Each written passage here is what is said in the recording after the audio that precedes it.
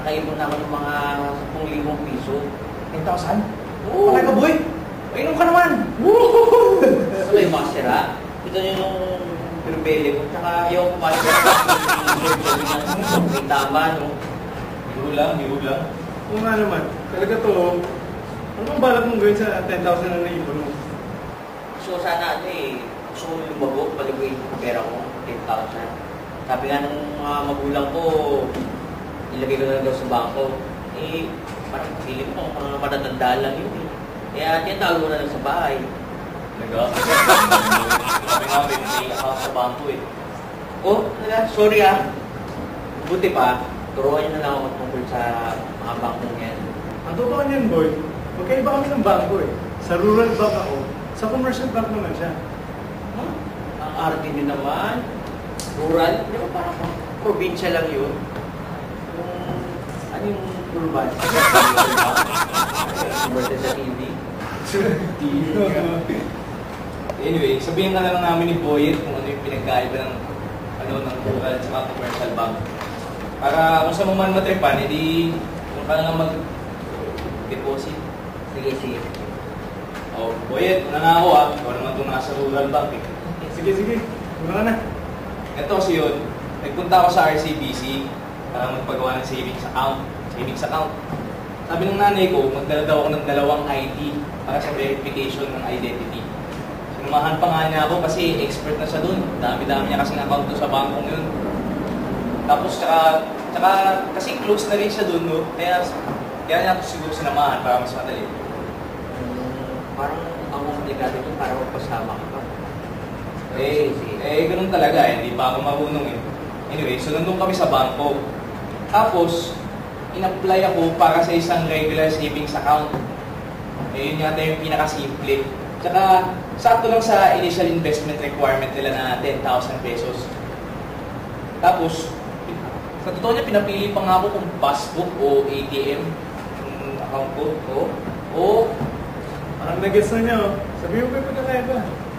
Hindi kasi ganito yun. Yung passbook kasi, parang binibigyan ka nila ng booklet. Tapos sa booklet na doon nakasulat lahat ng ginawa mo sa pera mo. Kung nag-withdraw ka ba, kung naglabas ka ba, kung nagpasok ka ba, nagdagdag ka ba. Kaso, ang problema doon, mano-mano. Parang kailangan lagi mong dala yung passbook na yun kung pupunta ka man sa bangko, tapos makipag-usap ka pa sa teller. Kaya hindi tulad ng ATM machine na kung saan may mga machine naman dyan na nakakalat kung saan na magdadala ka lang ng card, tapos yun na, pwede ka nang withdraw. Kaya, ang gawin sa pera mo. Medyo nag-gets ko na yun. Pero ano ba yung pinili mo? Takot kasi ako sa ATM machine noon. Kaya pinili ko muna passbook. Pero pinalitan ko rin pagkatapos. Mas madali. Kaya kasi nga, nagkalat nga yung mga ATM machines dyan.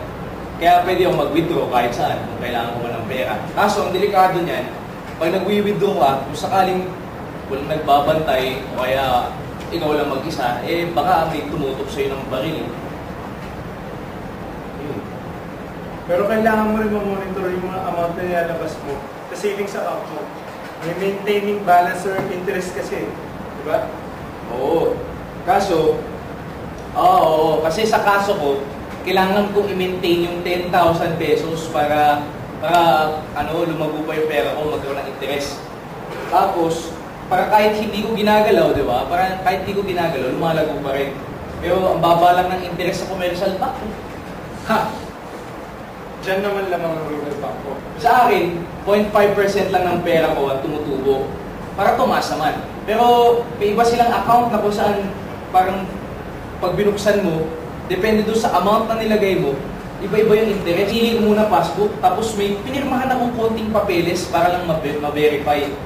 Tsaka para sa seguridad na rin. Sa pagkakaalala ko, binigay agad sa akin yung passbook eh.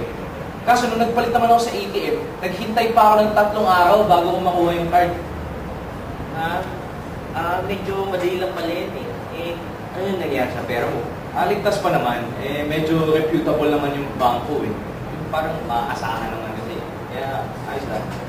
Hindi nga yung deposit yun eh. Hit ka lang. Ano nga pala boy, may ibang options ka pa kung sakali. Meron silang Dragon Savings Account. Dragon? Oo, tsaka meron pa silang super earner account. Pero 25K nga, 25,000 nga lang yung initial tsaka maintaining balance. Ito yung sinasabi ko sa iyo kanina na kapag depende dun sa pinasok mong amount, nag-iba yung interest.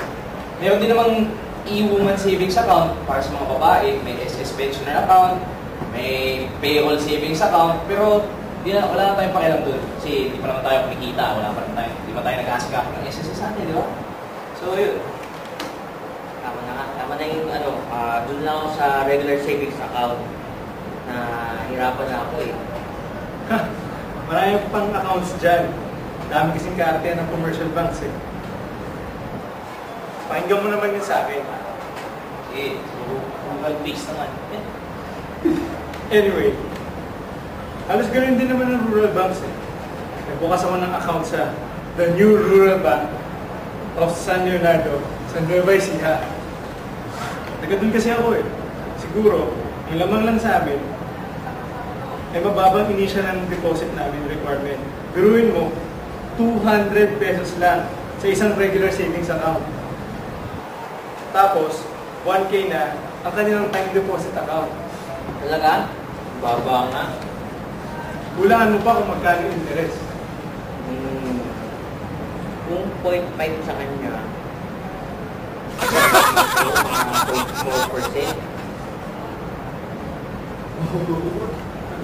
Umag, ang judgmental mo naman. Pero hindi, 5 to 10% ang initial offer sa mga rural banks ha. Oh, laki. Pero may point kayo sa pagka-judgmental mo. Kasi, dinisenyo ang rural banks para sa mga kapos nating kababayan, lalo na yung mga taga-probinsya. Balita ako, sinusubukan na rin magbukas ng ATM. Pero malaking problema pa rin yung convenience para sa akin. Mahirap mag-withdraw ng pera kasi nasa Nueva Ecija pa yung bangko. Eh kung ganoon na rin lang, ba't di ba ako gumawa ng dito sa city, di ba? Bagay. Pero maganda, pag nandun ka sa rural bank, pwede kang mag-purchase of stocks. May sapat kang naipon para sa mga chance, kahit mga kapos, magkakaroon ng power dun sa bangko. Pero, prerequisite nga lang nila, magbubukas ka ng savings account. Isang option din yung deposit for guarantee na tinatawag nila. Parang guarantee of security dun sa mga loans. Halimbawa, pag hindi napagbayad, dun kukuha ang bangko. Ikaw rin, dahil mo sinasabi, pareho kayo eh, nahihirapan yung gulo ko eh. Eh gusto ko lang yung sa 10,000 pesos ko. Eh, sorry, parang gusto mo naman. Pero, kailangan mo rin maging sigurado sa rural bank kung saan rural bank ka mag-invest. Kasi, mahirap magtiwala sa mga ganun eh. Dapat kasi member sila ng Bangko Sentral ng Pilipinas at saka ng PDIC o ng Philippine Deposit Insurance Corporation. PDIC nga pala yung sumasalo sa mga deposit sa rural banks. Tama ba, Boy? Tama yun. Ibang rural banks kasi, hindi members, kaya hindi secure. Buti na lang, member ng rural bank ko, ng PDIC, at ng BSP. Woo! O ano, Boy? Isip ko na ba gagawin mo sa pera mo? Hindi pa nga eh. So sana malaki-laki yung tulong sa pera ko na makikita ko sa rural bank. Pero may problema sa availability at convenience. Saka medyo na rin sa safety. Kung sa commercial banks naman, medyo kapanti mag-deposit na parang halos lahat sila may pinanghawakan ng reputasyon. Pero mas mababa nga lang ang interest at pataas din ang sisingin na initial deposit. Tsaka, hindi kaya mas madali akong mananakawan kung nagkalat ng mga ATM dyan. Sino yung pwedeng makakuha ng card ko, nakawin yung card ko, mag-withdraw sa account ko. Yeah!